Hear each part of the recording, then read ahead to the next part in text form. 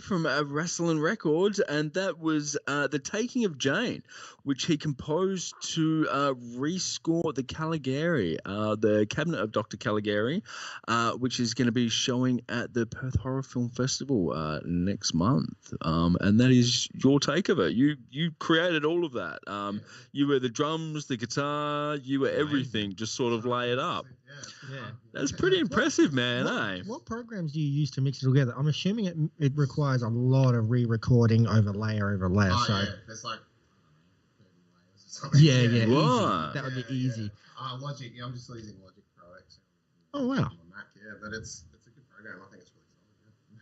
Yeah. How long does it take you to? Because that's all you. So how long does it sort of take you to produce a track like that? To play the drums, play the guitar, and then put it all together, being a sort of 5-minute clip out of an entire movie that you've rescored.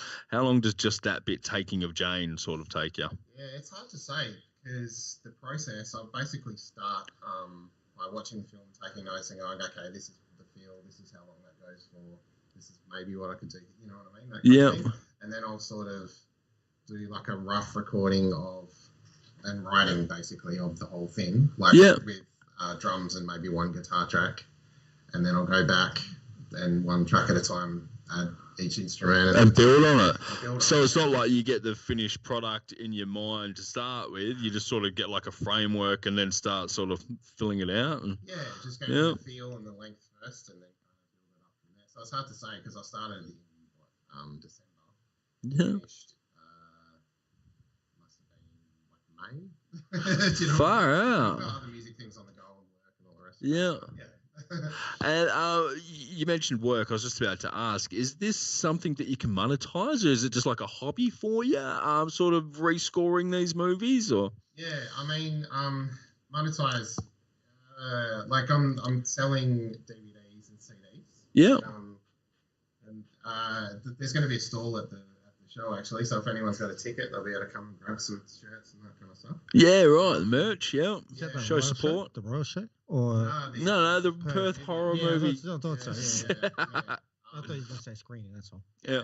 But and online and that kind of thing, but it's not really making money. It's like it costs more than I'm making at the moment. More of a passion thing at the moment, and I put it out because I want it.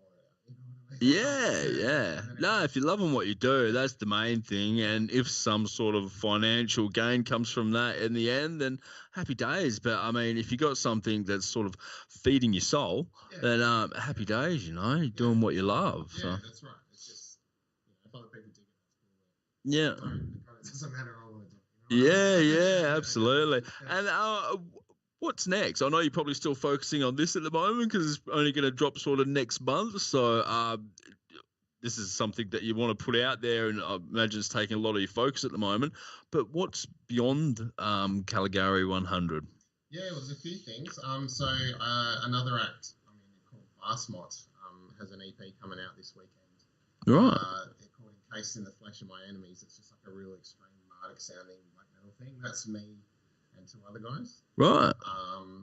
And also with Demon Sin, I've got a plan for like the next 8 years. I want to do this annually. So I don't know if it'll be screened annually, but I'm always going to be putting them out because it's been a really fun process, and I've picked my films I want to do. Yeah. Next 8 years, you picked your films.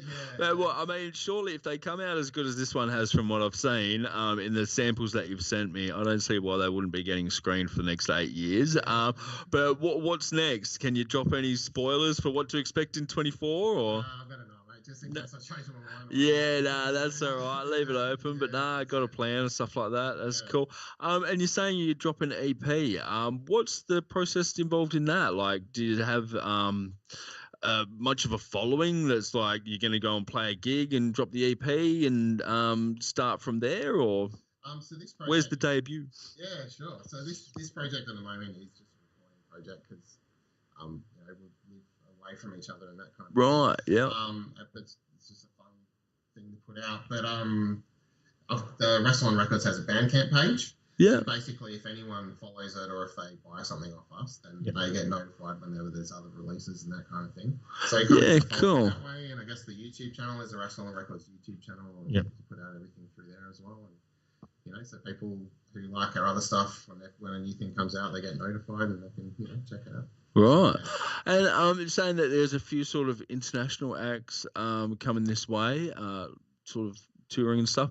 How do you get into be a support act for something like that? Is that something that you sort of campaign for or try for? Have they already got that lined up when they get here? And yeah, I mean, I guess mostly. I mean, they have the whacking competition every year where bands compete to play at this big festival overseas and stuff. But generally, for acts coming here, the organisers will have someone in mind that they think is going to be a good fit and draw a crowd and all that kind of stuff. So yeah, right. You just have to get out there and play. That's the best way to compete. Yeah, get seen and get a following, and then that'll lead to bigger and better things. Who's your sort of inspiration when it comes to sort of black metal and that specific genre?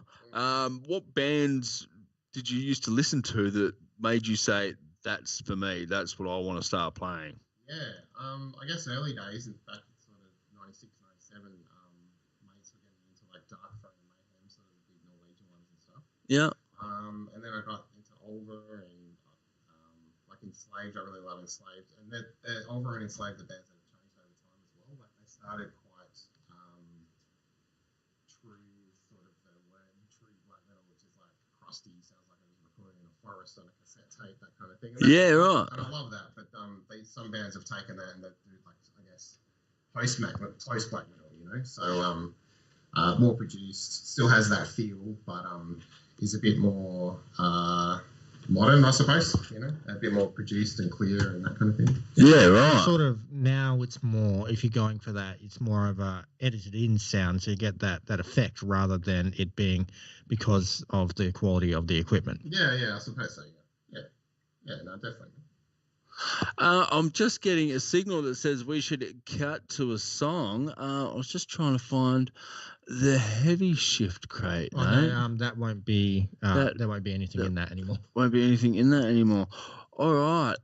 Let me see what I could possibly have in. Up Late might have a couple of songs. Just trying to think of something that will go with the theme of the night.